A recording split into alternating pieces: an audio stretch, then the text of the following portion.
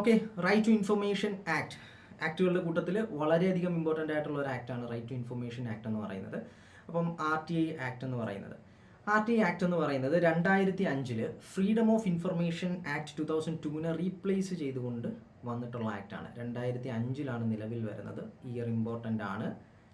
Year degree ലെവലിൽ ഇതിൽ കൂടുതൽ കാര്യങ്ങൾ, ഇതിലും ഇമ്പോർട്ടൻ്റ് ആയിട്ടുള്ള കാര്യങ്ങളാണ് ചോദിക്കാറുള്ളത്. പക്ഷേ ഇയർ ഇമ്പോർട്ടൻ്റ് ആണ്. RTI ആക്ട് 2005 എന്ന് തന്നെ പറഞ്ഞ് ശീലിക്കുക. അപ്പോൾ അത് നമ്മൾ പഠിക്കും. ആൻഡ് ഇത് വരുന്നതെന്ന് പറയുന്നത് എന്താണ്? ഫ്രീഡം ഓഫ് ഇൻഫർമേഷൻ ആക്ട് 2002 അതിനെ റീപ്ലേസ് ചെയ്തുകൊണ്ടാണ് RTI ആക്ട് നിലവിൽ വരുന്നത്. PSCയുടെ ഇതിനു മുമ്പ് ചോദിച്ചിട്ടുള്ള ചോദ്യങ്ങളാണ് ഇതൊക്കെ. ഓക്കെ, നമ്മുടെ സ്പെസിഫിക് ഡിഗ്രി ലെവൽ അല്ലെങ്കിൽ പോലും മറ്റ് പരീക്ഷകളിലൊക്കെ ആയിട്ടൊക്കെ ചോദിച്ചു വന്നിട്ടുള്ളൊരു കാര്യമാണ്. അതേപോലെ തന്നെ അടുത്തൊരു കാര്യം എന്ന് പറയുന്നത് RTI ആക്ട് എന്ന് പറയുമ്പോൾ അതൊരു ലീഗൽ പ്രൊവിഷൻ ആണല്ലോ. അതൊരു നമുക്കിപ്പം ആക്ടുകളെ നമുക്ക് അല്ലെങ്കിൽ റൈറ്റുകളെ നമുക്ക് കോൺസ്റ്റിറ്റ്യൂഷണൽ റൈറ്റ്സ് എന്നും ലീഗൽ റൈറ്റ്സ് എന്നൊക്കെ പറഞ്ഞിട്ട് നമുക്ക് പഠിക്കാനുണ്ട്. അപ്പോൾ അതിൽ ഈ റൈറ്റ് ടു ഇൻഫർമേഷൻ എന്ന് പറയുന്നത് എന്തായിരിക്കും? അത് RTI ആക്ട് ഉള്ളത് കൊണ്ട് തീർച്ചയായിട്ടും അതെന്താണ്? ഒരു ലീഗൽ റൈറ്റ് ആണെന്ന് നമ്മൾ പറയും. പക്ഷേ റൈറ്റ് ടു ഇൻഫർമേഷൻ എന്ന് പറയുന്നതിന് ആർട്ടിക്കിൾ 19 അണ്ടറിൽ, ഇന്ത്യൻ കോൺസ്റ്റിറ്റ്യൂഷൻ്റെ ആർട്ടിക്കിൾ 19 അണ്ടറിൽ ഒരു ഫണ്ടമെൻ്റൽ റൈറ്റ് ആയിട്ടാണ് സുപ്രീം കോടതി കൺസിഡർ ചെയ്തിട്ടുള്ളത്. So supreme court has established it in the case Rajnarayanan versus Uttar Pradesh government. ഈ കേസിൽ സുപ്രീം കോടതി കൃത്യമായി എസ്റ്റാബ്ലിഷ് ചെയ്തിട്ടുണ്ട് ഈ പറയുന്ന റൈറ്റ് ടു ഇൻഫർമേഷൻ എന്ന് പറയുന്നത്, വിവരാവകാശം എന്ന് പറയുന്നത് എന്താണ്? ആർട്ടിക്കിൾ 19 പരിധിയിൽ വരുന്നതാണ്. ഇറ്റ്സ് എ ഫണ്ടമെൻ്റൽ റൈറ്റ് എന്നുള്ളത്. അപ്പോൾ നിങ്ങൾക്ക് എക്സാമ്പിൾ ചോദിക്കുകയാണ്, അല്ലെങ്കിൽ എക്സാമിന് ചോദിക്കുകയാണ്, is it a right to information, is it a fundamental right, or a കോൺസ്റ്റിറ്റ്യൂഷനിൽ മെൻഷൻ ചെയ്തിട്ടുള്ള, അല്ലെങ്കിൽ is it a legal right എന്ന് ചോദിക്കുകയാണെങ്കിൽ നമ്മൾ RTI ആക്ടിൻ്റെ അണ്ടറിലല്ലേ അത് വരുന്നത്, അതുകൊണ്ട് അതൊരു ലീഗൽ റൈറ്റ് ആയിരിക്കും എന്ന് വിചാരിക്കും. അപ്പോൾ അതങ്ങനെയാണ് ചിന്തിച്ച് വെച്ചിട്ടുള്ളതെങ്കിൽ അത് മാറ്റിക്കൊള്ളുക. It's a fundamental right, it's considered as a fundamental right. Now RTI act 2005 നിലവിൽ വന്നതെന്ന് ഞാൻ പറഞ്ഞു. RTI ആക്ട് 2005 നിലവിൽ വന്നതിന് ശേഷം 2019 ഒരു അമെൻമെൻറ്റ് വന്നിട്ടുണ്ടായിരുന്നു. ആ അതായത് അമെൻഡഡ് ആക്ട് ആണ് നമ്മൾ എന്ത് ചെയ്യുക, പഠിക്കുന്നത്. അപ്പോൾ അതിന് ആ ഒരു പ്രൊവിഷൻ വരുമ്പോൾ ഇത് അമെൻമെൻറ്റിലൂടെ മാറിയിട്ടുള്ളതാണെന്ന് നമ്മൾ പറയും. അപ്പോൾ പ്രീവിയസ് കാര്യമൊന്നും നമ്മൾ അറിഞ്ഞിരിക്കേണ്ട, പ്രസൻറ്റ് എന്താണോ അത് മാത്രം അറിഞ്ഞിരുന്നാൽ മതി. അപ്പോൾ 2019 ഒരു അമെൻമെൻറ്റ് വന്നു. അതേപോലെ തന്നെ എന്താണ് 2023 നമുക്കൊരു അമെൻമെൻറ്റ് വന്നിട്ടുണ്ടായിരുന്നു. അതായത് ചേഞ്ചസ് കൊണ്ടുവന്നിട്ടുണ്ടായിരുന്നു. Digital personal data protection bill അത് ആക്ട് ആയതിനോടൊപ്പം തന്നെ എന്താണ്, ഡിജിറ്റൽ ഡേറ്റ അല്ലെങ്കിൽ നമ്മുടെ പ്രൈവറ്റ് ആയിട്ടുള്ള ഇൻഫർമേഷൻ അതിനെ പ്രൊട്ടക്റ്റ് ചെയ്യുന്നതിന് വേണ്ടിയിട്ട്, personal data, personal data protect ചെയ്യുന്നതിന് വേണ്ടിയിട്ട് എന്ത് ചെയ്യുന്നുണ്ട്, ഈ ഒരു RTI ആക്ടിനകത്ത് ചെറിയൊരു വ്യത്യാസം കൊണ്ടുവന്നിട്ടുണ്ടായിരുന്നു. അപ്പോൾ 2023 അത് വരുന്നത്. അപ്പോൾ 2019 എന്താണ് ചെയ്തതെന്ന് വെച്ച് കഴിഞ്ഞാൽ, ഈ ഇൻഫർമേഷൻ കമ്മീഷണേഴ്സിനെ അപ്പോയിൻമെൻറ്റ് ചെയ്യുന്നിടത്ത് അവരുടെ ടേമും കാര്യങ്ങളൊക്കെ സെൻട്രൽ ഗവൺമെൻറ് ആണ്. അപ്പോൾ സെൻട്രൽ ഗവൺമെൻറ് തീരുമാനിക്കും എന്ന രീതിയിലേക്ക് ഒരു മാറ്റം വന്നു. അങ്ങനെ 3 വർഷമാക്കി. നേരത്തെ 5 വർഷമായിരുന്നു ഉണ്ടായിരുന്നത്. അപ്പോൾ സെൻട്രൽ ഗവൺമെൻറ്റിന് കുറച്ചുകൂടി ഒരു കൺട്രോൾ കൊണ്ടുവന്നു അവരുടെ അപ്പോയിൻമെൻറ്റിൻ്റെ ടെന്യൂറിലും മറ്റു കാര്യത്തിലും. സോ സെൻട്രൽ ഗവൺമെൻറ് ടേംസും സാലറീസും അലവൻസസും മറ്റു കാര്യങ്ങളൊക്കെ തീരുമാനിക്കുന്ന ഒരു രീതിയിലേക്ക് ഒരു മാറ്റം കൊണ്ടുവന്നു. അപ്പോൾ അതൊരു ഡയല്യൂട്ട് ചെയ്യുക എന്ന് പറയുന്നൊരു പരിപാടിയാണ് അവർ ചെയ്തത്. അവർക്കൊരു കൺട്രോൾ കൊണ്ടുവരുന്ന ആളുകൾ ഇതിനകത്തേക്ക് കൊണ്ടുവരിക എന്നുള്ളതാണ് അവർ ഉദ്ദേശിച്ചത്. ദെൻ അമെൻമെൻറ്റ് 2023 ഞാൻ ഈ പറഞ്ഞതുപോലെ ഇൻഫർമേഷൻ എക്സംപ്റ്റഡിൻ്റെ അണ്ടറിൽ 8(1) അണ്ടറിൽ നോക്കാം നമുക്ക് അതെന്താണെന്നുള്ളത്. 8(1)Jയുടെ അണ്ടറിൽ ഒറിജിനൽ ആക്ടിൽ ചില ചെറിയ വ്യത്യാസങ്ങൾ കൊണ്ടുവന്നിട്ടുണ്ടായിരുന്നു. അപ്പോൾ അത് കാരണത്താലായിട്ട് എന്താണ്, പേഴ്സണൽ ഡേറ്റ അങ്ങനെ ഡിസ്ക്ലോസ് ചെയ്യാൻ പറ്റാത്തൊരു സാഹചര്യത്തിലേക്ക് കൊണ്ടുവന്നു. നേരത്തെ ചില കണ്ടീഷൻസ് ഉണ്ടെങ്കിൽ പേഴ്സണൽ ഡേറ്റ പോലും നമുക്ക് എന്ത് ചെയ്യാം, ഡിസ്ക്ലോസ് ചെയ്യാമെന്നുള്ളതായിരുന്നു. ഇപ്പോൾ അത് മാറ്റിയിട്ട് പേഴ്സണൽ ഡേറ്റ അങ്ങനെ ഡിസ്ക്ലോസ് ചെയ്യേണ്ട എന്നുള്ളൊരു കാര്യത്തിലേക്ക് കൊണ്ടുവന്നു. അപ്പോൾ അതിലും ഈ പറഞ്ഞതുപോലെയാണ്, ഇപ്പം പബ്ലിക് ഓഫീസുമായി ബന്ധപ്പെട്ടുകൊണ്ടുള്ള എന്തെങ്കിലും കാര്യങ്ങളോ അവരുടെ മീറ്റിംഗ് അവർ പോയതോ മറ്റോ ഒക്കെയാണ് അന്വേഷിക്കുന്നതെന്നുണ്ടെങ്കിൽ പോലും അതിനൊക്കെ എന്താണ്, ഒരു പേഴ്സണൽ കണക്ഷൻ ഉണ്ട് എന്നുള്ള രീതിയിൽ എന്ത് ചെയ്യാൻ പറ്റും, ഡിസ്ക്ലോസ് ചെയ്യാതിരിക്കാനുള്ള ഒരു ഡയല്യൂഷൻ എന്നൊരു കാര്യം അവിടെ വരുന്നുണ്ട്. പക്ഷേ അത് പേഴ്സണൽ ഡേറ്റ പ്രൊട്ടക്ഷൻ്റെ അണ്ടറിലായതുകൊണ്ട് അതിനെ നമ്മൾ എങ്ങനെയാണെങ്കിലും പ്രൊട്ടക്റ്റ് ചെയ്യണം എന്ന രീതിയിലാണ് ഇത്തരത്തിലൊരു ചേഞ്ച് RTI ആക്ടിൻ്റെ അണ്ടറിൽ കൊണ്ടുവന്നിട്ടുള്ളത്. Now right to information act എന്താണ് എന്നുള്ളതാണ്. So it makes the citizen, നോക്കിക്കോളുക, ശ്രദ്ധിച്ചോളുക, സിറ്റിസൺസ് ടു ആക്സസ് ഇൻഫർമേഷൻ ഒരു ആക്സസ് കൊണ്ടുവരികയാണ്. ഏത് ഇൻഫർമേഷനുള്ള ആക്സസ് ആണ് വരുന്നത്? It is under the control of public അതോറിറ്റീസിൻ്റെ അണ്ടറിലാണ്. ഇൻ ഓർഡർ ടു പ്രൊമോട്ട്, എന്തിനു വേണ്ടിയിട്ടാണ് അത് കൊണ്ടുവരുന്നത്? Transparency and accountability. ഓക്കെ, അപ്പോൾ പബ്ലിക് അതോറിറ്റിയുടെ വർക്കിങ്ങുമായി ബന്ധപ്പെട്ടുകൊണ്ട് അത് ട്രാൻസ്പെറൻ്റ് ആക്കുക, അത് അക്കൗണ്ടബിൾ ആക്കുക എന്ന ലക്ഷ്യത്തോടു കൂടിയിട്ട് അവരുടെ വർക്കിങ്ങുമായി ബന്ധപ്പെട്ടുകൊണ്ടുള്ള ഇൻഫർമേഷൻസ് പബ്ലിക്കിന് ആക്സസ് ചെയ്യാൻ പറ്റുമെന്നുള്ളതാണ്. അതിങ്ങനെ ഡിസ്ക്ലോസ് ചെയ്തുകൊണ്ടിരിക്കുക എന്നല്ല പറയുന്നത്, നമ്മൾ ആവശ്യപ്പെട്ടാൽ നമുക്ക് ആ ഇൻഫർമേഷൻ അവർ തരും എന്നുള്ളതാണ്. അപ്പോൾ ട്രാൻസ്പെറൻ്റ് ആവുന്നു എന്നുള്ളതാണ്. അതേപോലെ തന്നെ എന്താണ്, അവർ ചെയ്യുന്ന പ്രവൃത്തികൾക്ക് അവർ അക്കൗണ്ടബിൾ ആയിരിക്കും എന്നുള്ളൊരു തോട്ടും അവർക്ക് വരും. അതൊരു വളരെ സ്ട്രോങ് ആയിട്ടുള്ളൊരു കാര്യമാണ്. അതാണ് ഈ ഒരു ആക്ടിൻ്റെ അത്രയും സിഗ്നിഫിക്കൻസ് എന്ന് പറയുന്നത്. നമ്മളുടെ പൊതുജനം കാണുന്നുണ്ട്, അല്ലെങ്കിൽ അവർക്ക് കാണാൻ പറ്റും, അവർക്ക് അറിയാൻ പറ്റും എന്നുള്ളൊരു ബോധ്യം വരുമ്പം നമ്മളുടെ ജോലിയിൽ നമ്മൾ കുറച്ചും കൂടെ കർത്തവ്യബോധവും ഉത്തരവാദിത്വവും കാണിക്കും എന്നുള്ളത്. ഓക്കെ, അതാണ് റൈറ്റ് ടു ഇൻഫർമേഷൻ ആക്ട് എന്ന് പറയുന്നത്. ഇനി ഇതുമായി ബന്ധപ്പെട്ടുകൊണ്ടുള്ള പ്രധാനപ്പെട്ട ഡേറ്റുകളാണ്. മെയ് 11, 2005 ലോക്സഭ പാസ് ചെയ്യുന്നത്. തൊട്ടടുത്ത ദിവസം രാജ്യസഭയും അത് പാസ്സാക്കി. മെയ് 12, 2005. ജൂൺ 15 പാർലമെന്റിന്റെ പ്രസിഡൻഷ്യൽ അസെന്റ്, അതായത് പാർലമെന്റ് അതിനെ ഇനാക്ട് ചെയ്തു എന്ന് നമുക്ക് പറയാൻ പറ്റും. പ്രസിഡന്റ് ഒപ്പുവെച്ചു എന്നുള്ളതാണ്. ജൂൺ 15, 2005. ദെൻ അന്നത്തെ പ്രസിഡന്റ് എന്ന് പറയുന്നത് ഡോക്ടർ APJ അബ്ദുൽ കലാം ആയിരുന്നു. അബ്ദുൽ കലാമാണ് ഈ ഒരു ബില്ലിൽ ഒപ്പുവെച്ചതിന് നിയമമാക്കി മാറ്റുന്നത്. ആൻഡ് ഗസറ്റിൽ പബ്ലിഷ് ചെയ്ത് it came into force on October 12, 2005. ഇതാണ് പ്രധാനപ്പെട്ട ഡേറ്റ് എന്ന് പറയുന്നത്. RT ആക്ട് നിലവിൽ വന്ന ദിവസം, വർഷം എന്ന് പറയുന്നത് ഇതിനെ ബേസ് ചെയ്തുകൊണ്ടാണ് വരുന്നത്. October 12, 2005 ബേസ് ചെയ്തുകൊണ്ടായിരിക്കും ചോദ്യം വരുന്നത്. അപ്പം ഇതൊക്കെ നേരത്തെ മറ്റ് PSC എക്സാമുകളിലൊക്കെ ചോദിച്ച് കണ്ടിട്ടുള്ളതാണ്. എഗെയിൻ ഞാൻ പറയുവാണ്, ഇത്തരം ഫാക്റ്റുകളിലേക്ക് ഡിഗ്രി ലെവലിൽ വന്നിട്ടില്ല. ഇനി വരണ്ടാന്നൊന്നും അല്ല ഞാൻ പറഞ്ഞത്. ഒരു സ്റ്റേറ്റ്മെൻറ്റ് ബേസ് ക്വസ്റ്റ്യനിൽ ഒരു സ്റ്റേറ്റ്മെൻ്റ് ആയിട്ടൊക്കെ ഒരു പക്ഷേ ഇത് കടന്നു വന്നേക്കും. അപ്പോൾ അവിടെ നമ്മളത് നോക്കിക്കോളൂ കേട്ടോ. മെയ് 11, 2005 ലോക്സഭ പാസ്സാക്കുന്നത്. രാജ്യസഭ മെയ് 12, 2005 പാസ്സാക്കുന്നത്.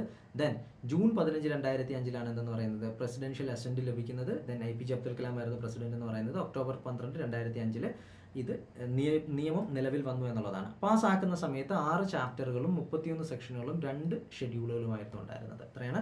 6 ചാപ്റ്ററുകളിലായി 31 സെക്ഷനുകൾ, അവസാനം 2 ഷെഡ്യൂൾ കൂടിയിട്ട് ചേരുന്നതായിരുന്നു RTI ആക്ട് എന്ന് പറയുന്നത്. അപ്പോൾ ആ ഒരു ഏരിയ ഒന്നും കൊണ്ടൊന്ന് നോക്കി വെച്ചിരിക്കുക. RTI ആക്ടിൻ്റെ ഇത്തരം ഫാക്ച്വൽ ആയിട്ടുള്ള കാര്യങ്ങളെല്ലാം എന്ത് ചെയ്യുക, ഒന്നും കൂടെ ഒന്ന് നോക്കി വെച്ചിരിക്കുക.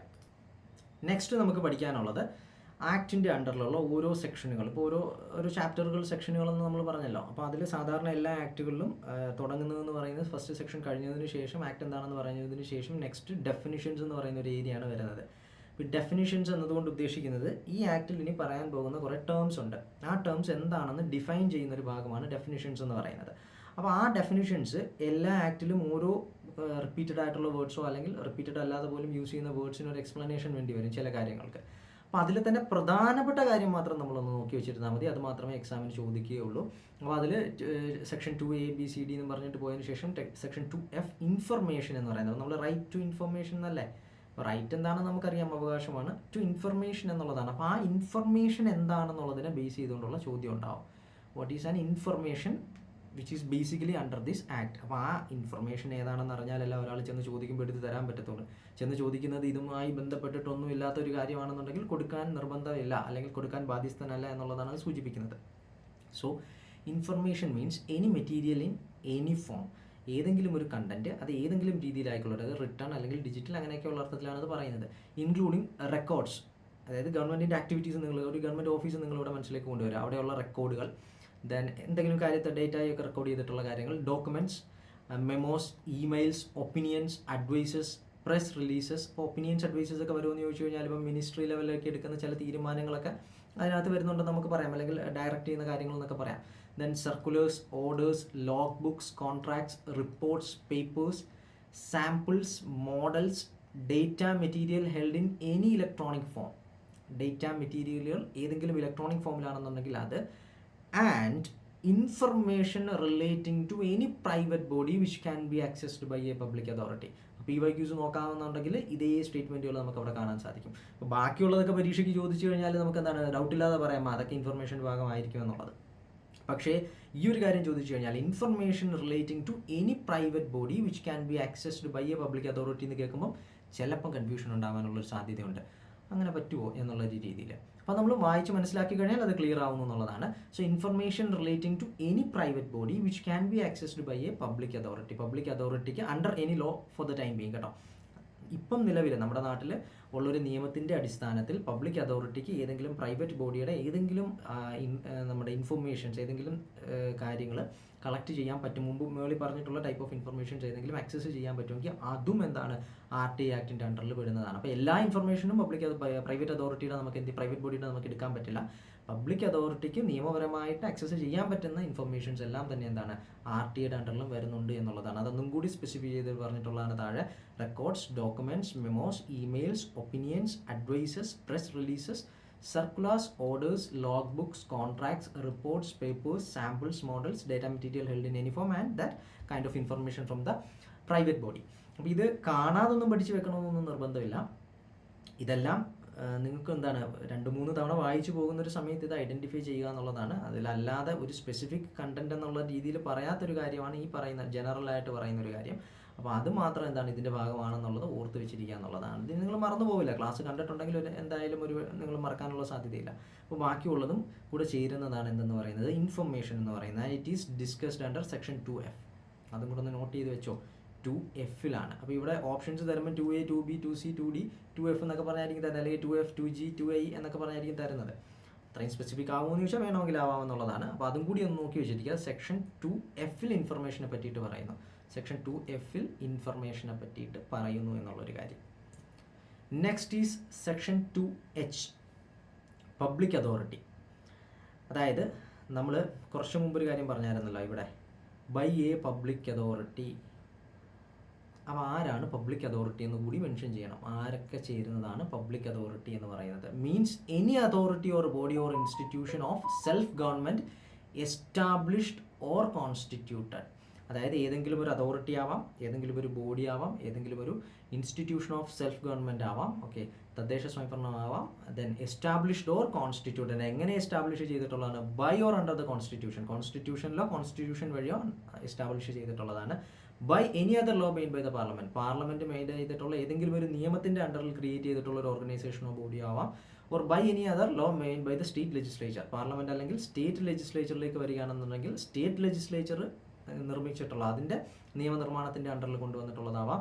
By notification issued or order made by the appropriate government. അതാത് ഗവൺമെൻറ് അത് ഏതായിക്കൊള്ളട്ടെ അവർ ഒരു ഓർഡറോ അല്ലെങ്കിൽ നോട്ടിഫിക്കേഷനിലൂടെ ആയിട്ട്, നിയമനിർമ്മാണത്തിലൂടെ അല്ല ഒരു ഓർഡറിലൂടെ ആയിട്ട് ക്രിയേറ്റ് ചെയ്തിട്ടുള്ളൊരു ബോഡിയാണോ അതുമാവാം. Then and includes any body owned, control or substantially financed directly or indirectly by funds provided by the appropriate government. അത് ഇങ്ങനെ ചേർത്ത് വായിക്കുക കേട്ടോ. ഫിനാൻസ്ഡ് കഴിഞ്ഞിട്ട് അടുത്ത് ഇത് വായിക്കുക, directly or indirectly by funds provided by the appropriate government. ഏതെങ്കിലും ഒരു പർട്ടിക്കുലർ ഗവൺമെൻറ് നേരിട്ടോ അല്ലാതെയോ ഫണ്ട് ചെയ്തിട്ടുള്ള, ഫിനാൻസ് ചെയ്തിട്ടുള്ളതോ അല്ലെങ്കിൽ അവർ ഓൺ ചെയ്തിട്ടുള്ളതോ ആയിട്ടുള്ള പബ്ലിക് സെക്ടർ യൂണിറ്റ്സ് നമുക്ക് പറയാം, അല്ലെങ്കിൽ അവർ കൺട്രോൾ ചെയ്യുന്നതായിട്ടുള്ള ഒരു ഓർഗനൈസേഷനോ ഒരു ബോഡി ഉണ്ടെന്ന് വിചാരിക്കുക, അതാവാം. അല്ലെങ്കിൽ എന്താണ്, non government organisations substantially financed directly or indirectly by funds provided by the appropriate government. അതായത് NGOസും ആവാം. എന്താണ്, അത് ഗവൺമെൻറ്റിൻ്റെ അണ്ടറിൽ അവരാണത് ഫിനാൻസ് ചെയ്യുന്നതെന്നുണ്ടെങ്കിൽ. അപ്പം നമുക്ക് എക്സാമിന് ചോദിച്ചത് നോട്ട് ഫിനാൻസ്ഡ് എന്നും പറഞ്ഞായിരുന്നു എക്സാമിന് ചോദിച്ചത്. അപ്പോൾ അതാണ് നമ്മളവിടെ ഐഡൻറ്റിഫൈ ചെയ്യേണ്ടത്. ഇത്രയും കാര്യങ്ങൾ കൃത്യമായിട്ട് എക്സാമിൻ്റെ സ്റ്റേറ്റ്മെൻറ്റിൽ ഉണ്ടായിരുന്നു. പക്ഷേ അതിലൊരു ചെറിയ രീതിയിലൊന്ന് ട്വിസ്റ്റ് ചെയ്തിട്ടുണ്ടായിരുന്നു, നോട്ട് ഫിനാൻസ്ഡ് എന്ന്. അതൊരു പക്ഷേ കാണണമെന്ന് നിർബന്ധമില്ല, സ്ഥിരം വായിച്ചു പോയതിൻ്റെ പേരിൽ ഇത് കണ്ടപ്പോൾ വന്ന ഓക്കെ എന്നുള്ള രീതിയിൽ പോയിട്ടുണ്ടാവും. അപ്പോൾ അത് നമ്മൾ ശ്രദ്ധിച്ചോളൂ. അപ്പോൾ പബ്ലിക് അതോറിറ്റി എന്ന് പറഞ്ഞു കഴിഞ്ഞാൽ എന്താണ്, നമുക്ക് കൺസീവ് ചെയ്യാൻ പറ്റുന്ന കാര്യമുള്ളൂ, നമുക്കറിയാവുന്ന പബ്ലിക് അതോറിറ്റി. ഇനി അതല്ലാത്ത ഇപ്പോൾ കോൺസ്റ്റിറ്റ്യൂഷൻ വഴി വന്നിട്ടുള്ള പാർലമെൻറ്റ് നിയമം, സ്റ്റേറ്റ് ലെജിസ്ലേച്ചർ നിയമം അല്ലെങ്കിൽ ഗവൺമെൻറ് ഓർഡറിൽ കൊണ്ടുവന്നിട്ടുള്ളത്, അതല്ലെന്നുണ്ടെങ്കിൽ എന്താണ്, ഗവൺമെൻറ് ഫണ്ട് ചെയ്യുന്ന NGOs ആണെന്നുണ്ടെങ്കിലും എന്താണ് അതിൻ്റെ അണ്ടറിൽ വരും, അല്ലെങ്കിൽ ഗവൺമെൻറ് ഫണ്ട് ചെയ്യുന്ന PSUസും തുടങ്ങിയ കാര്യങ്ങൾ പാർഷ്യലി ഫുള്ളി ഓൺഡ് ആണെന്നുണ്ടെങ്കിലും ഒക്കെ എന്താണ് അതിൻ്റെ അണ്ടറിൽ വരുന്നു എന്നുള്ളതാണ്. അപ്പോൾ അതാണ് സെക്ഷൻ 2H പബ്ലിക് അതോറിറ്റി എന്ന് പറയുന്നത്. അപ്പോൾ ഇത് കാണാതെ പഠിക്കാൻ നിൽക്കാതെ മനസ്സിലാക്കി പഠിക്കുക എന്നുള്ളതാണ്. അപ്പോൾ അങ്ങനെ മനസ്സിലാക്കി പഠിക്കുകയാണെന്നുണ്ടെങ്കിൽ നാളെ ചോദ്യം വരുമ്പോൾ കൂട്ടത്തിൽ ഓഡ് വൺ ഏതാണെന്നുള്ളത് പെട്ടെന്ന് നമുക്ക് പോയിന്റ് ഔട്ട് ചെയ്യാൻ പറ്റും. So this is about the public authority. Section 2Hൽ പറഞ്ഞിട്ടുള്ള പബ്ലിക് അതോറിറ്റി എന്ന് പറയുന്നത് ഇതാണ്. നെക്സ്റ്റ്, അടുത്ത 1-2 സെക്ഷനുകളൊന്നും വലിയ രീതിയിൽ ഇമ്പോർട്ടൻ്റ് ആയിട്ട് വരുന്നതല്ല, പരീക്ഷയ്ക്ക് അങ്ങനെ ചോദിച്ച് കാണാറുമുള്ള പോർഷനല്ല. അത് കഴിഞ്ഞാൽ പിന്നെ നമുക്ക് വരുന്ന നെക്സ്റ്റ് ഒരു ഏരിയ എന്ന് പറയുന്നത് റിക്വസ്റ്റ് ഫോർ ഒബ്റ്റെയിനിങ് ഇൻഫർമേഷൻ. അതായത് ഒരാളിനൊരു ഇൻഫർമേഷൻ കിട്ടണമെന്നുണ്ടെങ്കിൽ അയാൾ എങ്ങനെയാണ് അതിന് വേണ്ടിയിട്ടുള്ള റിക്വസ്റ്റ് തയ്യാറാക്കി ചെല്ലുന്നത്, ആ ചെല്ലുന്ന സമയത്തുള്ള നടപടി എന്താണ് എന്നുള്ളതാണ്. അപ്പോൾ ഇവിടെ തൊട്ട് അങ്ങോട്ട് നമുക്ക് എന്താണ് ഓരോരോ കാര്യങ്ങൾ കടന്നു വരും. അതായത് ഫീസ് എത്രയാണ്, അതിൻ്റെ ടൈം പീരീഡ് എത്രയാണ്. അപ്പോൾ അത് ഓരോ സെക്ഷനിലായിട്ടാണ് കവർ ചെയ്യുന്നത്. നമ്മൾ ലാസ്റ്റ് അത് സമ്മറൈസ് ചെയ്ത് ഒരുമിച്ച് ആക്കുന്നുമുണ്ട്. അതേപോലെ തന്നെ ഇതിപ്പോൾ ഞാൻ ബെയർ ആക്ടിൻ്റെ സ്റ്റേറ്റ്മെൻറ്റ് തന്നെയാണ് യൂസ് ചെയ്തിട്ടുള്ളത്. ഇതിൽ നിന്നും ഒരു സമ്മറി കൂടി തയ്യാറാക്കുന്നുണ്ട്. നമ്മൾ പറഞ്ഞല്ലോ നമ്മുടെ ക്ലാസ്സിൽ ഒരു സമ്മറി പോലെ കൂടി പ്രൊവൈഡ് ചെയ്യുന്നുണ്ടെന്ന്. അപ്പം നമ്മളിത് പഠിക്കുമ്പം ഇത് മനസ്സിലാക്കി പഠിക്കുക. എപ്പോഴും വീണ്ടും ഇത് തന്നെ ഇങ്ങനെ വായിച്ചുകൊണ്ടിരിക്കണമെന്നില്ല. ഈ ബെയർ ആക്ട് തന്നെ എടുത്ത് വെച്ച് ഇങ്ങനെ കാണാതെ പഠിക്കേണ്ട ഒരു കാര്യമില്ല. അപ്പോൾ അത് നമ്മൾ ഇതിന് ശേഷം എന്താണ് ഇതിൽ നിന്ന് ഡിഡക്റ്റ് ചെയ്തെടുക്കുന്ന നമ്മളുടെ ഇൻഫർമേഷൻ അതൊരു ഷോർട്ട് നോട്ടായിട്ട് പ്രിപ്പയർ ചെയ്യണം. അത് പിന്നീടൊന്ന് നോക്കിയാൽ മതി. എല്ലാം കൂടെ ചേർത്തിട്ട് A4 ഷീറ്റിൻ്റെ ഒരു ഫ്രണ്ട് പേജിൽ മാത്രം വരുന്ന രീതിയിൽ തയ്യാറാക്കാവുന്നതേ ഉള്ളൂ. അപ്പോൾ അതും കൂടെ ചേരുമ്പോൾ അങ്ങനെയാണ് നമ്മളതിനെ മനസ്സിലാക്കേണ്ടത്. So request for obtaining information section 6 ആണ്. Section 6 deals with request for obtaining information. A person who decides to obtain any information, ഒരു കാര്യം കൂടെ പറഞ്ഞോട്ടെ, എക്സാക്റ്റ് ബെയർ ആക്ടിൽ നിന്ന് കോപ്പി ചെയ്തിട്ടുണ്ടെങ്കിലും അൺവാണ്ടഡ് ആയിട്ടുള്ള ചില കാര്യങ്ങൾ അത് ആ ബാക്റ്റിൽ വേണം, അത് നമുക്ക് മനസ്സിലാക്കുന്നതിന് എന്താണ് അതിൻ്റെ ഒരു മീനിങ് ഹിഡൻ ആണെന്നുള്ള രീതിയിൽ കുറച്ച് ഏരിയാസ് കട്ട് ചെയ്ത് കളഞ്ഞിട്ടുണ്ട്. അത് വേറൊന്നും കൊണ്ടല്ല, വെറുതെ ലെങ്തി ആക്കണ്ടല്ലോ എന്ന് വെച്ചിട്ടുള്ളതാണ്. അപ്പം 2 ബോഡിയെ പറ്റി പറയുമ്പോൾ അതേതാണോ എന്നുള്ള രീതിയിൽ കൂടിയിട്ട് ഒരു വാല് കൂടെ അതിനോടൊപ്പം പറയുന്നുണ്ടാവും. അപ്പോൾ അതൊക്കെ ഒഴിവാക്കിയിട്ടുണ്ട്. അപ്പോൾ നിങ്ങൾക്ക് കുറച്ചും കൂടി ഈസി ആയിരിക്കും വായിക്കുന്നതിന്. ഈവൻ ദോ എക്സാക്ട് വെറാക്റ്റ് ആയിട്ട് നിങ്ങൾ അതിനെ കൺസിഡർ ചെയ്തോളുക ഈ അതിനകത്ത് ചിലത് കട്ട് ചെയ്തിട്ടുണ്ടെങ്കിലും. So a person who desires to obtain any information under this act shall make a request in writing or through electronic means in English or Hindi or in the official language of the area in which the application is being made, accompanying such fees as may be prescribed.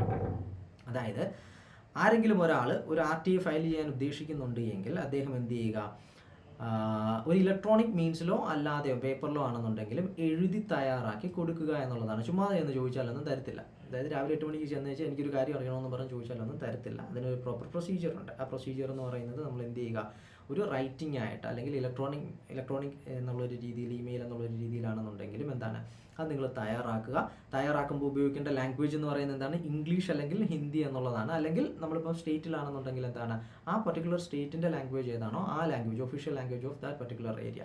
അങ്ങനെ വേണം നമ്മൾ ആ ഒരു ചോദ്യപേപ്പർ തയ്യാറാക്കണം. ചോദ്യപേപ്പർ അല്ല, RTA file ചെയ്യാൻ വേണ്ടിയിട്ട് തയ്യാറാക്കണം. അതിന് അതിൻ്റേതായ കുറച്ച് രീതികൾ കൂടി വേറെ വരുന്നുണ്ട്. ബേസിക്കലി ഇത്രയും മതി.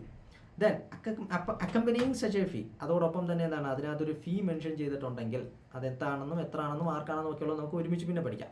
അങ്ങനെ ഒരു ഫീ മെൻഷൻ ചെയ്തിട്ടുണ്ടെന്നുണ്ടെങ്കിൽ ആ ഫീ കൂടി അടച്ചതിന് ശേഷം അതിൻ്റെ റെസിപ്റ്റും കൂടിയിട്ടായിട്ടായിരിക്കണം നമ്മൾ ചെല്ലേണ്ടത്. ആസ് മേ ബി പ്രിസ്ക്രൈബ് എന്നായിരിക്കും ചെല്ലേണ്ടത്. ഇനി 2 ആർക്കാണ് കൊടുക്കേണ്ടത് എന്നുള്ളതാണ്. ആർക്കാണ് നമ്മളിത് കൊടുക്കേണ്ടത് എന്നുള്ളതാണ്. To the central public information officer or state public information officer. ഇതാണ് ഞാൻ കട്ട് ചെയ്തു എന്ന് പറഞ്ഞാൽ as the case may be എന്ന് പറയുന്ന പലയിടത്തും നമ്മൾ വേണ്ട. അത് കൊടുക്കേണ്ടത് സെൻട്രലാണെങ്കിൽ സെൻട്രലിന്, സ്റ്റേറ്റിനാണെങ്കിൽ സ്റ്റേറ്റ് എന്നുള്ള അർത്ഥത്തിലാണ്. State public information officer of the concerned public authority. നമ്മൾ നേരത്തെ പറഞ്ഞ പബ്ലിക് അതോറിറ്റീസ് ഇല്ലേ, അതായത് ഓരോ സ്ഥാപനവുമായി ബന്ധപ്പെട്ടുകൊണ്ട് അവിടുത്തെ ഓരോരോ ആളുകളെ അവിടുത്തെ പബ്ലിക് ഇൻഫർമേഷൻ ഓഫീസറായിട്ട് ഡെസിഗ്നേറ്റ് ചെയ്തിട്ടുണ്ടാവും. അതിനെ പറ്റിയിട്ടൊക്കെയാണ് നമ്മുടെ ആദ്യത്തെ സെക്ഷനുകളിൽ പറയുന്നത്. ആരൊക്കെ എങ്ങനെയൊക്കെ ഡെസിഗ്നേറ്റ് ചെയ്യണോ വേണ്ട, എത്ര നാളിനുള്ളിൽ ചെയ്യണം, ഈ ആക്ട് വന്നിട്ടൊക്കെയുള്ള കാര്യങ്ങളാണ് അവിടെ പറയുന്നത്. അത് ചെയ്തോളുമല്ലോ എല്ലാവരും. അപ്പോൾ അങ്ങനെ ഡെസിഗ്നേറ്റ് ചെയ്തിട്ടുള്ള ആ സ്ഥാപനത്തിലെ സെൻട്രൽ പബ്ലിക് ഇൻഫർമേഷൻ ഓഫീസറിനോ സ്റ്റേറ്റ് പബ്ലിക് ഇൻഫർമേഷൻ ഓഫീസറിനോ ആണ് നമ്മളിതൊന്ന് കൊടുക്കുന്നത്. അല്ലെങ്കിൽ central assistant public information officer or state assistant public information officer. അതല്ലെന്നുണ്ടെങ്കിൽ അസിസ്റ്റന്റ് പബ്ലിക് ഇൻഫർമേഷൻ ഓഫീസറിനായിരിക്കും നമ്മളിത് കൊടുക്കുന്നത്. 2 കാര്യങ്ങളാണ് പറയുന്നത്. Then specifying the particulars of the information sought by him or her. ഞാൻ ആവശ്യപ്പെടുന്ന ആഗ്രഹിക്കുന്ന ഏത് ഇൻഫർമേഷൻ ആണോ അത് കൃത്യമായി മെൻഷൻ ചെയ്യണം. ചുമ്മാതെ വേഗമായിട്ടൊന്നുമുള്ള കാര്യങ്ങളല്ല, എനിക്ക് കിട്ടണമെന്ന് ആവശ്യമുള്ള കൃത്യമായിട്ടുള്ള ഇൻഫർമേഷൻ നമ്മൾ എന്ത് ചെയ്യുന്നുണ്ട്, അതിൽ മെൻഷൻ ചെയ്യുന്നുണ്ട്. Then provided where such request cannot be made in writing. അതായത് ഇപ്പോൾ ഞാൻ പോവുകയാണ്, അവിടെ ചെല്ലുമ്പോഴാണ് മനസ്സിലാവുന്നത് ഇത് എഴുതിയാണ് കൊടുക്കേണ്ടതെന്നുള്ളത്. അപ്പോൾ എനിക്ക് എഴുത്തും വായന അറിയത്തില്ല, അല്ലെങ്കിൽ എനിക്ക് എന്താണ് അങ്ങനെ എഴുതാനുള്ള സാഹചര്യമില്ല. മീൻസ് ലൈക്ക് എനിക്ക് എന്തെങ്കിലും പ്രോബ്ലംസ് ഉണ്ട്, ഡിഫക്റ്റ് ഉണ്ട്, അല്ലെങ്കിൽ ഡിഫക്റ്റ് എന്ന് വിളിക്കുന്നില്ല, ഡിസബിലിറ്റീസ് എന്തെങ്കിലും ഉണ്ടെന്ന് വിചാരിക്കുക. അങ്ങനെയാണെന്നുണ്ടെങ്കിൽ എന്ത് ചെയ്യുക, എനിക്ക് മറ്റൊരാൾ അസിസ്റ്റ് ചെയ്യേണ്ട ഒരു സാഹചര്യമൊക്കെ വരുന്നുണ്ടാവും. അങ്ങനെയാണെന്നുണ്ടെങ്കിൽ ഈ സെൻട്രൽ പബ്ലിക് ഇൻഫർമേഷൻ ഓഫീസറോ സ്റ്റേറ്റ് പബ്ലിക് ഇൻഫർമേഷൻ ഓഫീസറോ മതിയായ സഹായം ചെയ്തു കൊടുക്കണം. Okay, he should give a reasonable assistance for the person making the request orally. അതായത് അദ്ദേഹം പറയുന്ന റിക്വസ്റ്റിനെ എന്ത് ചെയ്യുക, to reduce same in writing, എഴുതി കിട്ടുന്നതിന് വേണ്ട സഹായം. അതെന്ത് രീതിയിലാണോ, ആരെങ്കിലും കൊണ്ടാണെങ്കിൽ അങ്ങനെ, എങ്ങനെയാണെങ്കിലും ശരി, എന്താണ് അയാളെ തിരിച്ചയക്കേണ്ട ഒരു സാഹചര്യം ഉണ്ടാവരുത് എന്നുള്ളതാണ് പറയുന്നത്. അയാൾക്ക് ഇൻഫർമേഷൻ ഡിനേ ചെയ്യുന്ന ഒരു സാഹചര്യം ഉണ്ടാവരുത്. ഈ അവകാശം കിട്ടിയിരിക്കണം. അതിന് വേണ്ടിയിട്ട് അയാളെ ഹെൽപ്പ് ചെയ്യണമെന്നുണ്ടെങ്കിൽ അങ്ങനെ ഹെൽപ്പ് ചെയ്യുക എന്നുള്ളതാണ്. എനിവേ ഓറലി ആണെന്നുണ്ടെങ്കിൽ അത് റൈറ്റ് ചെയ്ത് കയ്യിൽ വാങ്ങുക എന്നുള്ളതാണ്. ഇതാണ് എന്തെന്ന് പറയുന്നത് സെക്ഷൻ 6ന്റെ അണ്ടറിൽ ആദ്യത്തെ പ്രൊവിഷനിൽ മെൻഷൻ ചെയ്തിട്ടുള്ള കാര്യം എന്ന് പറയുന്നത്. സെക്ഷൻ 6(1) അണ്ടറിൽ മെൻഷൻ ചെയ്തിട്ടുള്ളൊരു കാര്യമാണ്. സോ സെക്ഷൻ 6(2)ലും കുറച്ച് കാര്യങ്ങൾ പറയുന്നുണ്ട്. ഓക്കെ, അതായത് 1 മാത്രമേ നമ്മളിപ്പോൾ ഡിസ്കസ് ചെയ്തോളൂ. ഇനി 2ലേക്ക് വരികയാണെന്നുണ്ടെങ്കിൽ an application making request for the information shall not be required to give any reason for requesting the information or any other personal details. അതായത് ഞാനിപ്പോൾ ഒരു ഇൻഫർമേഷൻ തയ്യാറാക്കുന്ന കാര്യമൊക്കെ പറഞ്ഞു, ആർക്കാണ് കൊടുക്കുന്നതെന്നൊക്കെ പറഞ്ഞു, ഞാൻ ചോദ്യം ചോദിക്കുന്ന കാര്യമൊക്കെ പറഞ്ഞു. അപ്പോൾ അവിടെ എനിക്ക് ഇങ്ങനെ ചോദ്യം ചോദിച്ചാൽ മാത്രം മതി. എനിക്കത് എന്തുകൊണ്ടാണ് ഞാനത് ചോദിക്കുന്നതെന്ന് അവിടെ മെൻഷൻ ചെയ്യേണ്ട കാര്യമില്ല. റീസൺ അറിയേണ്ട കാര്യമില്ല. നിങ്ങളുടെ അവകാശമാണ് അത് അറിയേണ്ടത്. അതുകൊണ്ട് അതിന് പ്രത്യേകിച്ച് വേറെ റീസൺ ഒന്നും ഇല്ല എന്നുള്ളതാണ്. Or any other personal details, അതായത് ചോദിക്കുന്ന ആൾ നീ ആരാടാ ചോദിക്കാൻ, നിൻ്റെ പേരും ഡീറ്റെയിൽസും തന്നെ എന്ന രീതിയിലുള്ളതൊന്നുമില്ല. You can just ask the information. പക്ഷേ എന്താണ്, നിങ്ങൾ ഇൻഫർമേഷൻ ചോദിക്കുമ്പോൾ നിങ്ങൾക്ക് ഇൻഫർമേഷൻ തിരിച്ച് അന്നേരം അല്ലല്ലോ തരുന്നത്. അതുകൊണ്ട് തന്നെ എന്താണ്, നിങ്ങൾക്ക് തിരിച്ച് ഇൻഫർമേഷൻ തരുന്നതിന് വേണ്ട പേരും ഡീറ്റെയിൽസും മറ്റു കാര്യങ്ങളൊക്കെ കളക്ട് ചെയ്താലേ അത് തിരിച്ച് തരാൻ പറ്റത്തുള്ളൂ. അതുകൊണ്ട് അത്തരം മിനിമൽ ഡീറ്റെയിൽസ്, ആ ആവശ്യത്തിന് വേണ്ടിയിട്ടുള്ള മിനിമൽ ഡീറ്റെയിൽസ്, കോൺടാക്ട് ചെയ്യുന്നതിന് വേണ്ടിയിട്ടുള്ള മിനിമൽ ഡീറ്റെയിൽസിന് അപ്പുറത്തേക്കുള്ള ഒരു കാര്യവും ചോദിക്കുന്ന ആളിൻ്റെ കയ്യിൽ നിന്ന് വാങ്ങേണ്ട കാര്യം ഇല്ല എന്നുള്ളതാണ് രണ്ടാമത്തെ പ്രൊവിഷൻ പറയുന്നത്. Then where an application is made to public authority requesting for information, അതായത് നമ്മളൊരു പബ്ലിക് അതോറിറ്റിയുടെ അടുക്കൽ നമ്മളൊരു ചോദ്യം ചോദിച്ചു. ആ ചോദ്യത്തിനുള്ള ഉത്തരം ആക്ച്വലി എന്താണ്, മറ്റൊരു പബ്ലിക് അതോറിറ്റിയുടെ കയ്യിലാണുള്ളത്. അതായത് മറ്റൊരു പബ്ലിക് അതോറിറ്റിയുടെ അണ്ടറിൽ വരുന്ന കാര്യമായിരുന്നു ചോദിച്ചിട്ടുണ്ട് എങ്കിൽ, അങ്ങനെയാണെന്നുണ്ടെങ്കിൽ which is held by another public authority, അങ്ങനെ ഒരു സാഹചര്യം ഉണ്ടാവുമല്ലോ. Then subject matter of which is more closely connected with the functions of another public authority, അതല്ല ചോദിച്ച കാര്യത്തിൽ പ്രതിപാദിക്കുന്ന കാര്യം കുറച്ചും കൂടെ കൃത്യമായിട്ട് അല്ലെങ്കിൽ അത് അസോസിയേറ്റ് ചെയ്യുന്നത് മറ്റൊരു പബ്ലിക് അതോറിറ്റിയിലാണ്. ഇപ്പോൾ എല്ലാം ഒരു ഓർഗനൈസേഷൻ്റെ അണ്ടറിൽ മാത്രമായിരിക്കണമെന്നല്ലല്ലോ നടക്കുന്നത്, മൾട്ടിപ്പിൾ ഓർഗനൈസേഷൻസ് അതിൽ വരുന്നുണ്ടാകും. അപ്പോൾ ചോദിച്ച കാര്യങ്ങൾ കൂടുതലും മറ്റൊരു ഓർഗനൈസേഷൻ്റെ അണ്ടറിൽ കൂടിയിട്ടാണ് എന്ത് ചെയ്യുന്നത്, ക്ലോസ്ലി കണക്ട് ചെയ്യുന്നത് മറ്റൊരു ഓർഗനൈസേഷനിലാണെന്നുണ്ടെങ്കിൽ, അതായത് ചെന്ന് ചോദിച്ച ഇടത്ത് നിന്ന് നല്ല കാര്യം കിട്ടുന്നതെന്ന് അവർക്ക് മനസ്സിലായി. അപ്പോൾ അവരത് എന്ത് ചെയ്യുക, ആ അതോറിറ്റിയിലേക്ക് ഈ ചോദിച്ച റിക്വസ്റ്റ് ട്രാൻസ്ഫർ ചെയ്യുക എന്നുള്ളതാണ്. സോ ദിസ് അതോറിറ്റി, ആർക്കാണോ ഈ ഒരു ചോദ്യം കിട്ടിയത്, അവരെന്ത് ചെയ്യുക, shall transfer the application or such part of it, application മുഴുവനായിട്ടോ അല്ലെങ്കിൽ അതിൽ ചോദിച്ചിട്ടുള്ള മറ്റ് അതോറിറ്റിയിൽ നിന്ന് കിട്ടേണ്ട കാര്യങ്ങളാണെന്നുണ്ടെങ്കിൽ ആ കാര്യങ്ങളോ എന്ത് ചെയ്യുക, ആ പാർട്ട് ക്വസ്റ്റ്യൻ്റെ ആ ഒരു ഇൻഫർമേഷൻ RTIയുടെ ഫയൽ ചെയ്തതിനകത്തുള്ള ആ ഭാഗം മാത്രം എന്ത് ചെയ്യുക, to the appropriate as may be appropriate to that other public authority and inform the applicant immediately about such transfer. മറ്റേ അതോറിറ്റിക്ക് അത് കൈമാറുക, ഇന്നൊരാൾ ഇങ്ങനെ ഒരു കാര്യം ചോദിച്ചിട്ടുണ്ടെന്ന് പറഞ്ഞിട്ട്, എന്നിട്ട് ആപ്ലിക്കേഷൻ അയച്ച ആളിനോട് പറയുക, ഏറ്റവും ഇമ്മീഡിയറ്റ് ആയിട്ടുള്ള മൊമെൻറ്റിൽ തന്നെ പറയുക. അന്നേരം തന്നെ അല്ല, അത് വാലിഡേറ്റ് ഒക്കെ ചെയ്തതിന് ശേഷം അവരെ കോൺടാക്ട് ചെയ്യുന്ന നമ്പർ തന്നിട്ടുണ്ടാവില്ല, അപ്പോൾ അതിലവരെ കോൺടാക്ട് ചെയ്തിട്ട് പറയാം നിങ്ങൾ ചോദിച്ചിട്ടുള്ള ഇൻഫർമേഷൻ മറ്റൊരിടത്ത് നിന്നാണ്, അപ്പോൾ അവിടേക്കായിട്ട് ട്രാൻസ്ഫർ ചെയ്തിട്ടുണ്ട് എന്നുള്ളൊരു കാര്യം, ആ ഒരു ഇൻഫർമേഷനും കൂടി അവിടോട്ട് ഇമ്മീഡിയറ്റ് ആയിട്ട് പാസ് ചെയ്യുക എന്നുള്ളതാണ്, അതാണ് പറയുന്നൊരു കാര്യം. നെക്സ്റ്റ് അതോടൊപ്പം ഒരു കാര്യം കൂടെ പറയുന്നു, provided that the transfer of the application of an application pursuant to this subsection shall be made as soon as practicable, but in no case later than 5 days from the date of receipt of the application. അപ്പോൾ നമ്മളിവിടെ എന്താണ്, A എന്ന് പറയുന്ന ഡിപ്പാർട്ട്മെൻറ്റിൽ ഒരാളൊരു information ചോദിച്ചു, അത് ബിയുമായി ബന്ധപ്പെട്ടിട്ടുള്ളതാണെന്നുണ്ടെങ്കിൽ ഈ ചോദിച്ച ചോദ്യം ബിയിലേക്ക് ട്രാൻസ്ഫർ ചെയ്യണമെന്ന് പറഞ്ഞു. ആ ട്രാൻസ്ഫർ ചെയ്യുമ്പം നമ്മൾ ചോദിച്ച ആളോട് പറയുക, നിങ്ങൾ ബിയുടെ കാര്യമാണ് ചോദിച്ചത്, അപ്പം ബിയിലേക്ക് നിങ്ങളുടെ RTI ട്രാൻസ്ഫർ ചെയ്തിട്ടുണ്ടെന്ന് പറയുന്നു. ഇനി എന്താണ്, ആ ട്രാൻസ്ഫർ ഓഫ് ആപ്ലിക്കേഷൻ എന്ന് പറയുന്നതിന് പരമാവധി 5 ദിവസത്തിനുള്ളിൽ തന്നെ, നോ കേസ് ലേറ്റർ ദാൻ 5, ഇനി ഒരു സാഹചര്യത്തിലും എന്താണ് 5 ദിവസത്തിന് മുകളിൽ പോകാൻ പാടില്ല എന്നുള്ളതാണ്. അപ്പോൾ അവിടെയും നമുക്ക് എന്താണ് ഒരു ടൈം ലിമിറ്റ് വന്നിട്ടുണ്ട്. അപ്പോൾ ആ ടൈം ലിമിറ്റുകളൊക്കെ നമ്മൾ പിന്നീട് ഒരുമിച്ച് നോക്കും. അപ്പോൾ മനസ്സിലാക്കുക, ചോദ്യം ചോദിച്ചു 5 ദിവസത്തിനുള്ളിൽ തന്നെ തനിക്കല്ല ഇത് കൊടുക്കാൻ അവകാശമുള്ളത് എന്ന് മനസ്സിലാക്കി കഴിഞ്ഞാൽ നേരെ അടുത്ത അതോറിറ്റി ആണോ അവർക്ക് 5 ദിവസത്തിനുള്ളിൽ തന്നെ ട്രാൻസ്ഫർ ചെയ്യുന്നതിനോടൊപ്പം തന്നെ എന്താണ്, ആ ചോദ്യം ചോദിച്ച ആളിനോട് പറയുക നിങ്ങളുടെ കാര്യം ട്രാൻസ്ഫർ ചെയ്തിട്ടുണ്ട് എന്നുള്ളത്. അത് ഏറ്റവും ഇമ്മീഡിയറ്റ് ആയിട്ട് എപ്പം ചെയ്യാൻ പറ്റും, അപ്പോൾ തന്നെ അവരോട് പറയുക ഇത് മറ്റ് അതോറിറ്റിയിലാണ് വരുന്നത് എന്നുള്ളത്, എന്നിട്ട് ട്രാൻസ്ഫർ ചെയ്യാനുള്ളത് 5 ദിവസത്തിനുള്ളിൽ തന്നെ എന്ത് ചെയ്യുക എന്നുള്ളതാണ്. അപ്പോൾ ഇതാണ് സെക്ഷൻ 6 പറയുന്ന കാര്യം. ഇനി ഫീസിൻ്റെ കാര്യം അവിടെ മെൻഷൻ ചെയ്തിട്ടുണ്ടായിരുന്നു.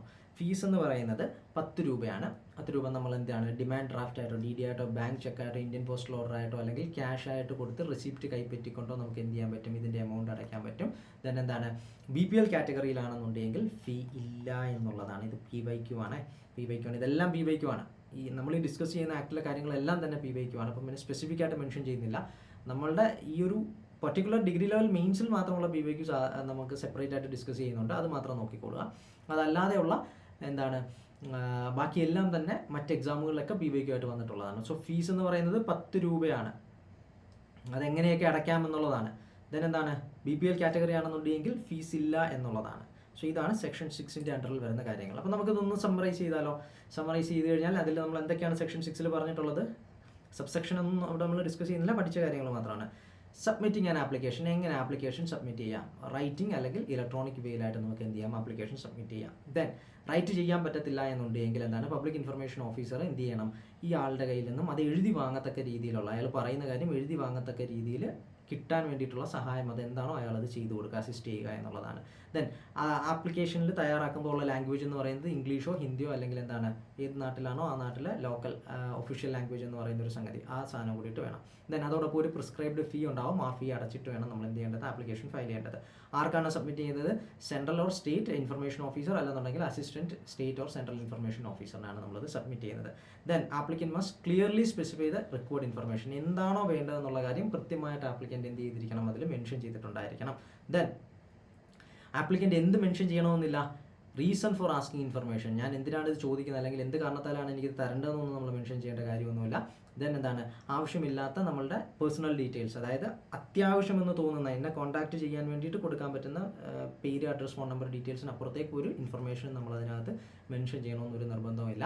ദെൻ കൊടുത്തിട്ടുള്ള ആ ഒരു അതോറിറ്റിയിലല്ല നമ്മൾക്ക് വേണ്ട ഇൻഫർമേഷൻ ഇരിക്കുന്നതെന്നുണ്ട് എങ്കിൽ, so the information is not connected with or with another public authority, another public authority അങ്ങനെയാണെന്നുണ്ടെങ്കിൽ എന്താണ്, ആ ഏറ്റവും പെട്ടെന്നുള്ള മൊമെൻറ്റിൽ തന്നെ നമ്മൾ എന്ത് ചെയ്യുക, ചോദിച്ച ആളിനെ തന്നെ നമ്മളെന്ന് വെച്ച് കഴിഞ്ഞാൽ ഇൻഫർമേഷൻ കമ്മീഷന് ചോദിച്ച ആളിനെ അത് ഇൻഫോം ചെയ്യുക, നിങ്ങൾക്ക് മറ്റൊരു അതോറിറ്റിയിൽ നിന്നാണ് ഇത് കിട്ടുന്നത്. അതേപോലെ തന്നെ എന്താണ്, ആ കിട്ടിയ ആപ്ലിക്കേഷൻ ആ അതോറിറ്റിയിലേക്ക് 5 ദിവസത്തിനുള്ളിൽ തന്നെ എന്ത് ചെയ്യുക, അതായത് 5 ദിവസത്തിൽ കൂടാൻ പാടില്ല, 5 ദിവസത്തിനുള്ളിൽ തന്നെ എന്ത് ചെയ്യുക, ഈ പറയുന്ന റിക്വസ്റ്റ് ട്രാൻസ്ഫർ ചെയ്യുക എന്നുള്ളത്. സോ ഇത് ഇത്രയുമാണ് എന്തെന്ന് പറയുന്നത് സെക്ഷൻ 6-ൽ മെൻഷൻ ചെയ്തിട്ടുള്ള കാര്യങ്ങൾ. അപ്പോൾ നിങ്ങൾ ആ ബെയർ ആക്ട് ഉപയോഗിച്ച് പഠിച്ചതിന് ശേഷം പിന്നെ നിങ്ങൾ ഈ ഒരു കാര്യം മാത്രം ഒന്ന് നോക്കുക. ഈ ഒരു കാര്യം മാത്രം നോക്കിക്കഴിയുമ്പോൾ തന്നെ നിങ്ങൾക്ക് എന്താണ് അതിൽ പറഞ്ഞിട്ടുള്ള കാര്യങ്ങളെല്ലാം ക്ലിയർ ആയിട്ട് നമ്മളുടെ മനസ്സിലേക്ക് കടന്നു വരുന്നതായിരിക്കും. സോ അങ്ങനെ വേണം അത് പഠിക്കേണ്ടത്. ഇനി നമ്മൾ ചാർജസിൻ്റെ കാര്യം മെൻഷൻ ചെയ്തിട്ടുണ്ടായിരുന്നു അല്ലേ. ചാർജസ് എന്ന് പറയുമ്പോൾ നമ്മൾ ഇൻഫർമേഷൻ കൊടുക്കുമ്പോൾ നമുക്ക് തിരിച്ച് ഇൻഫർമേഷൻ തരുന്നതിൻ്റെ അതിൻ്റേതായിട്ടുള്ളൊരു കോസ്റ്റ് ഉണ്ടാവും. ആ കോസ്റ്റ് എന്തൊക്കെയാണെന്നുള്ളതാണ്. അപ്പോൾ അത് റൂൾസിലൊക്കെ ആയിട്ടായിരിക്കും മെൻഷൻ ചെയ്യുന്നത് പിന്നീട്. അപ്പോൾ അതിൽ പറഞ്ഞിട്ടുള്ളത് പ്രകാരം A4 സൈസിലോ A3 സൈസിലോ പേപ്പറിലാണ് കിട്ടുന്നതെന്നുണ്ടെങ്കിൽ ഒരു പേജിന് 2 രൂപ എന്ന നിരക്കിലായിരിക്കും എന്ത് ചെയ്യുന്നത്, ആ ഇൻഫർമേഷന് ചാർജ് ചെയ്യുന്നത്. അതേപോലെ തന്നെ എന്താണ്, അതിൽ കൂടുതൽ സൈസിലുള്ള പേപ്പറിലാണെന്നുണ്ടെങ്കിൽ എന്താണ്, actual charge of the cost price of the copy, അത് കോപ്പി എടുക്കുന്നതിൻ്റെ ഒറിജിനൽ കോസ്റ്റ് എത്രയാണോ ആ ഒരു രീതിയിൽ. അപ്പോൾ ഇതൊരു സ്റ്റാൻഡേർഡ് രീതിയിൽ ഓൾമോസ്റ്റ് എല്ലാ ഇൻഫർമേഷനും കിട്ടുക എന്നുള്ള അർത്ഥത്തിലാണ്. അതല്ലാതെ ഉള്ളപ്പം എന്തെങ്കിലും ഡോക്യുമെൻറ്റ്സ്, വേറെ കാര്യങ്ങളും മാപ്പും മറ്റു കാര്യങ്ങളും ഒക്കെ ഉണ്ടാവും. അപ്പോൾ അതിനൊക്കെ അതിൻ്റേതായിട്ടുള്ള കോസ്റ്റ് എന്താണോ വരുന്നത് ആ കോസ്റ്റ് എന്നുള്ള രീതി അത് ഓരോ പബ്ലിക് അതോറിറ്റിയുമായി ബേസ് ചെയ്തിട്ട് ഡിഫറൻ്റ് ആയിരിക്കും. ഇപ്പം PWDയുടെ ആണെന്നുണ്ടെങ്കിൽ അതിൻ്റെ തയ്യാറാക്കിയിട്ടുള്ള പ്ലാനും മറ്റു കാര്യങ്ങളൊക്കെയാണ് ചോദിക്കുന്നതെന്നുണ്ടെങ്കിൽ അത് മറ്റൊരു രീതിയിലായിരിക്കുമല്ലോ തരേണ്ടത്. അപ്പോൾ അതിന് എന്താണോ കോസ്റ്റ് വരുന്നത് അങ്ങനെ. ഇനി അതല്ലാതെ ഇലക്ട്രോണിക് ഫോർമാറ്റിലാണ് നിങ്ങൾക്ക് കിട്ടുന്നതെന്നുണ്ടെങ്കിൽ 50 രൂപയാണ് CD-ക്കോ ഫ്ലോപ്പിക്കോ എന്നുള്ള രീതിയിലാണ് ആക്ടിൽ പറഞ്ഞിട്ടുള്ളത്. CD ആയിരിക്കും ഓഫ് കോഴ്സ് ഇപ്പം 50 രൂപയായിരിക്കും അതിന് ചാർജ് ചെയ്യുന്നത്. ഇനി ഇത് സ്റ്റേറ്റിലേക്ക് വരുമ്പോഴേക്കും അവരുടെ രീതിയിൽ എന്താണ് റൂൾസിനനുസരിച്ചുകൊണ്ട് ഇത് മാറ്റങ്ങൾ വരുന്നുണ്ടാകും. അതിൽ കേരളത്തിൻ്റെ കേസിലാണെന്നുണ്ടെങ്കിൽ എന്താണ് A4 സൈസ് പേപ്പറിലാണെന്നുണ്ടെങ്കിൽ 3 per page ആണ്, 3 രൂപയാണ്, 2 രൂപയല്ല 3 രൂപയാണ് വരുന്നത്. ഇലക്ട്രോണിക് ഫോർമാറ്റിലാണെന്നുണ്ടെങ്കിൽ എന്താണ് 75 രൂപയാണ് ഇലക്ട്രോണിക് ഫോർമാറ്റിൽ ഒരു CD-ക്ക് എന്നുള്ളൊരു കണക്കിന് എന്നുള്ള രീതിയിൽ ചാർജ് ചെയ്യുന്നത്. സോ ഇതൊക്കെയാണ് എന്തെന്ന് പറയുന്നത് ആ ഒരു ചാർജ് എന്ന് പറയുന്നത്. ചാർജ് മീൻ ദ സെൻസ് നമ്മൾ ആപ്ലിക്കേഷൻ ഫയൽ ചെയ്യുമ്പോൾ ഉള്ള ചാർജ് അല്ല, തിരിച്ച് അവർ നമുക്ക് ആപ്ലിക്കേഷൻ തരുമ്പോൾ ഉള്ള രീതിയിലാണ് ഈ ഒരു ചാർജ് വരുന്നത് എന്നുള്ള കാര്യം കൂടിയിട്ടൊന്ന് ഓർത്ത് വെച്ചിരിക്കുക.